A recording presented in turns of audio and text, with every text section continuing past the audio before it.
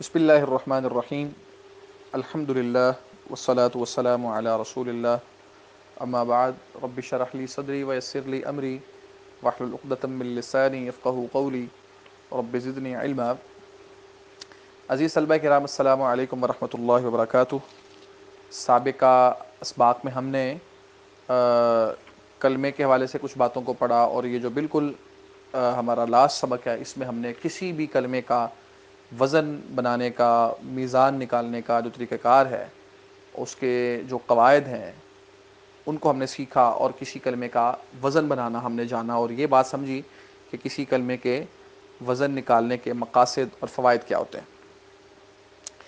اب جو صاحب کتاب ہیں وہ چونکہ کلمات کے حوالے سے ہم نے پڑھ لیا کہ 3 قسم کے ہوتے ہیں کلمات، اسم ہوتا ہے، فعل ہوتا ہے، حرف ہوتا ہے، اور ساتھ میں ہم نے یہ بھی پڑھا تھا کہ صرف کا جو موضوع بحث ہے وہ حرف بھی نہیں ہے، اور مبنی اسم بھی نہیں ہے، اور غیر متصرف فعل بھی نہیں ہے۔ 2 چیزیں ہیں، صرف ایک اسم معرب ہے اور دوسرا فعل متصرف ہے۔ تو اسم معرب اور فعل متصرف میں سے انہوں نے پہلے جو ہے وہ انتخاب فعل کا کیا ہے، پہلے انتخاب انہوں نے اسم کا نہیں کیا۔ اسم کی بات وہ آگے چل کے کریں گے، پہلے وہ جو بات بیان کریں گے وہ فعل کے حوالے سے کریں گے، اسی سے وہ بات کو آگے چلائیں گے۔ تو سب سے پہلے فعل کی جو تعریف ہے وہ تو کر چکے ہیں وہ، اور آپ کو بتا چکے ہیں کہ فعل کیا ہوتا ہے، جس میں انہوں نے بتایا کہ وہ کلمہ ہوتا ہے کہ جو اپنا معنی آپ کو خود بتا دیتا ہے، اور ساتھ میں اس کے اندر کوئی نہ کوئی زمانہ بھی پایا جاتا ہے، وہ فعل ہوتا ہے۔ یہ چیز تو آپ پیچھے پڑھ کے آ گئے۔ اب سوال یہ پیدا ہوتا ہے کہ فعل کی کتنی قسمیں ہیں؟ ٹھیک ہے جی، فعل کی قسموں کے حوالے سے بات ہے۔ اچھا، قسمیں بیان کرنے سے پہلے بھی ایک بات سمجھنا ضروری ہے کہ کسی بھی چیز کے بارے میں جب یہ کہا جاتا ہے نا کہ اس کی کتنی قسمیں، تو اس میں سب سے پہلے جہت کا تعین ہوتا ہے کہ آپ جو قسمیں بتا رہے ہیں یا قسمیں پوچھ رہے ہیں یہ کس اعتبار سے ہیں۔ اس کی میں مثال ایسے دیا کرتا ہوں، جیسے کہا جاتا ہے کہ کلاس میں سب سے بڑا کون ہے، تو سوال ہوگا کہ کس اعتبار سے؟ قد کے اعتبار سے، علم کے اعتبار سے، نیکی کے اعتبار سے، ٹھیک ہے نا جی، سبق یاد کرنے کے اعتبار سے، قد کے اعتبار سے فلاں شخص بڑا ہے، علم کے اعتبار سے فلاں بڑا ہے۔ تو یعنی کسی بھی چیز کی قسمیں بتاتے ہوئے یا کسی بھی چیز پہ بات کرتے ہوئے اس کی جہت کا جو تعین ہوتا ہے وہ بڑا ضروری ہوتا ہے۔ تو اسی طرح فعل کے حوالے سے جب ہم یہ کہتے ہیں کہ اس کی قسمیں کتنی ہیں، تو جہت کا تعین کرنا بڑا ضروری ہے۔ مختلف اعتبارات سے مختلف قسمیں ہوتی ہیں۔ مثال کے طور پہ اگر آپ یہ دیکھیں گے کہ فعل کے اندر زمانہ پایا جاتا ہے، یہ بات اس کی تعریف میں بیان ہوئی ہے کہ فعل کے اندر زمانہ پایا جاتا ہے، تب سوال یہ ہوگا کہ زمانے کے اعتبار سے فعل کی کتنی قسمیں، یعنی کتنے قسم کے زمانے فعل میں پائے جاتے ہیں۔ وقت کے اعتبار سے، زمانے کے اعتبار سے فعل کی کتنی قسمیں، تو اس اعتبار سے اس کی 3 قسمیں بن جائیں گی۔ ایک وہ فعل ہوگا جو گزرے ہوئے زمانے پہ دلالت کرے گا، ایک وہ ہوگا جو موجودہ یا مستقبل پہ دلالت کرے گا، ایک وہ ہوگا جو مستقبل پہ دلالت کرے گا اور اس میں کسی کام کا حکم بھی دیا جائے گا، ٹھیک ہے نا جی۔ تو اس اعتبار سے ہم کہہ سکتے ہیں کہ زمانے اور وقت کے اعتبار سے فعل 3 قسموں پہ مشتمل ہے، ایک ماضی، ایک مضارع اور ایک امر۔ اچھا، یہ بات آپ کے سمجھ میں آ گئی، کتاب سے بھی دیکھ لیں اس کو۔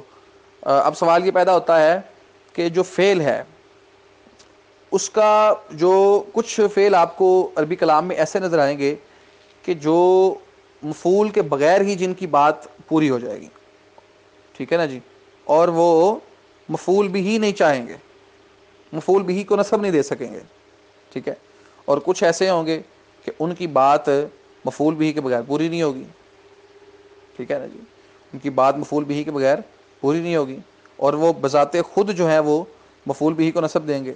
تو اس اعتبار سے یعنی مفعول بھی چاہنے یا نہ چاہنے کے اعتبار سے فعل 2 قسموں پہ مشتمل ہے، ایک کو لازم کہتے ہیں، ایک کو متعدی کہتے ہیں۔ اب کتاب دیکھیں، آپ کتاب بتاتی ہے کہ فعل لازم اور متعدی، مفعول بھی چاہنے اور نہ چاہنے کے لحاظ سے فعل کی 2 قسمیں ہیں، ایک لازم ہے، ایک متعدی ہے۔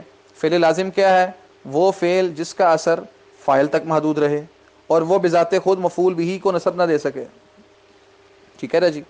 اس سے کیا سمجھ آئی کہ وہ بذات خود مفعول بھی کو نصب نہ دے سکے، یعنی اس کے بعد جو آنے والا کوئی کلمہ ہے اس کو یہ فعل نصب نہیں دے سکتا، ہاں کسی اور وجہ سے اس کو نسب مل رہی ہے، یعنی وہ حال بن رہا تھا، تمیز بن رہا تھا، یا کچھ اور بن رہا تھا، کسی اور وجہ سے بعد میں آنے والے کلمے کو نسب مل جائے تو مل جائے، لیکن یہ کلمہ جو ہے یہ بذات خود اس کو نسب نہیں دے سکتا۔ دوسری بات کیا ہے کہ یہ کلمہ مفعول بہ کو نسب نہیں دے سکتا، اگر کوئی اور مفعول اس کا آتا ہے تو اس کو ہی نسب دے سکتا ہے۔ اب وہ مثال دیتے ہیں، جیسے مثال ہے ذہب خالد، خالد گیا۔ اب یہ جو ذہب ہے یہ ایسا کلمہ ہے کہ جو مفعول بھی نہیں چاہ رہا، خالد گیا، اب اس کا مفعول بھی نہیں آ سکتا، ٹھیک ہے نا جی، یہ مفعول بھی نہیں چاہ رہا، اور یہ کلمہ ایسا ہے کہ جو کسی بھی کلمے کو مفعول بھی ہونے کے اعتبار سے، مفعول بھی ہونے کی بنا پر نسب نہیں دے سکتا۔ ہاں کوئی اور مفعول آپ اس کا بنائیں، مثال کے طور پہ آپ کہتے ہیں کہ جو ہے وہ خالد گیا، اور اس کا آپ مفعول لہو لائیں، ٹھیک ہے نا، مثال کے آپ کہیں کہ خالد گیا، کس لیے گیا جی،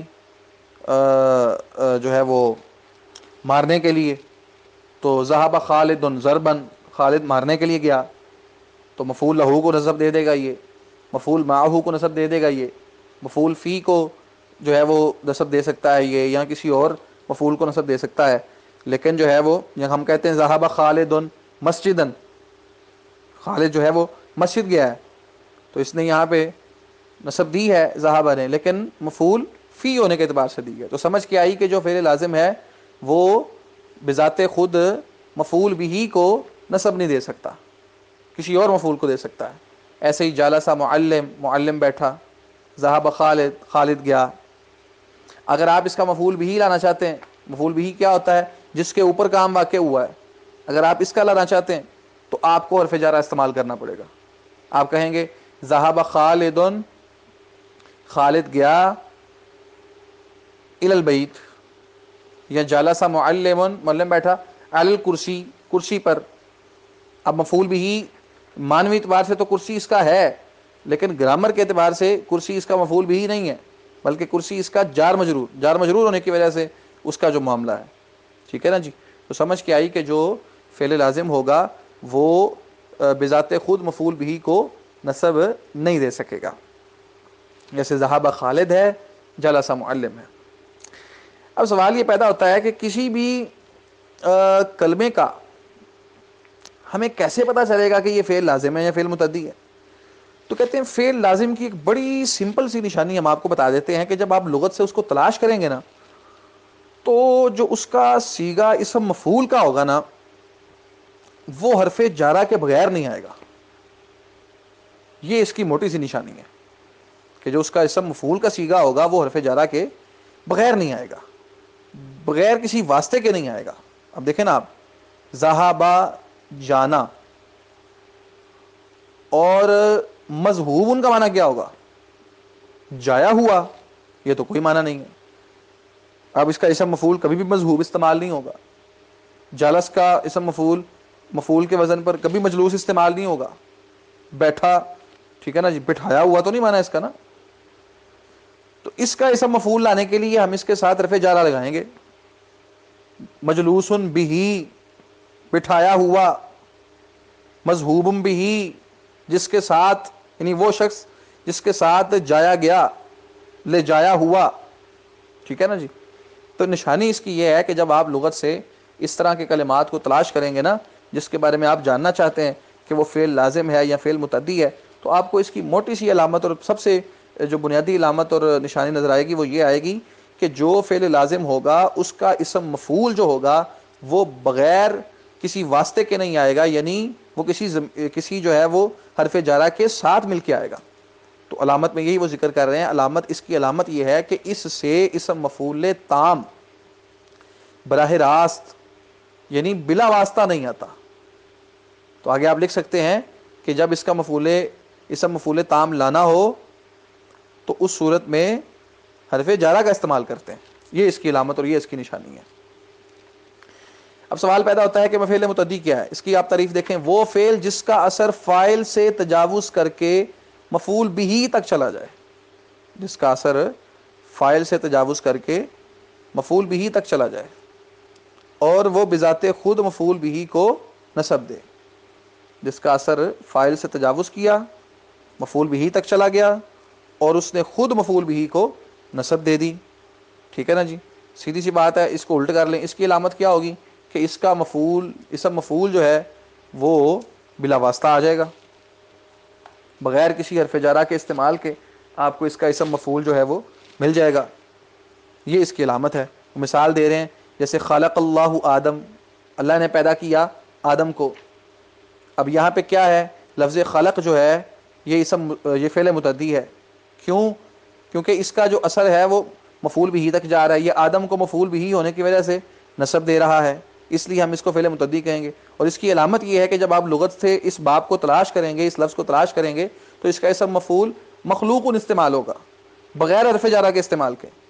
تو جس کا اسم مفعول بغیر حرف جارہ کے استعمال کے بلا واسطہ آ جائے گا وہ فعل متعدی کہلائے گا، اور جس کا نہیں آئے گا وہ فعل لازم کہلائے گا. دونوں میں فرق یہ ہوگا کہ فعل لازم کا اثر صرف فاعل تک رہے گا، مفعول بھی کو وہ نصب نہیں دے گا. اور پھر جو فعل متعدی ہوگا اس کا اثر جو ہے وہ فاعل سے تجاوز کرے گا اور مفعول بھی تک بھی چلا جائے گا اور مفعول بھی کو نصب دے دے گا. یہ یہاں پہ دو اعتبارات سے آج آپ نے فعل کی قسمیں پڑھ لیں، ایک زمانے کے اعتبار سے اور ایک مفعول بھی چاہنے یا نہ چاہنے کے اعتبار سے. ٹھیک ہے نا جی. اسی سے متعلقہ ایک آگے چیز اور بھی ہے کہ کچھ افعال متعدی ایسے ہوں گے کہ، بلکہ ابھی ساتھ دیکھ لیں آپ، کہ کچھ افعال متعدی ایسے ہوں گے کہ جن کو ایک مفعول چاہیے ہوگا، کچھ ایسے ہوں گے جن کو دو چاہیے ہوں گے، کچھ ایسے ہوں گے جن کو تین چاہیے ہوں گے. یہ یہاں سے جو ہے بات ہم انشاءاللہ آگے کل چلائیں گے. یہ دو اعتبارات سے فعل کی قسمیں آج آپ یاد کر لیں، اچھی طرح سمجھ لیں.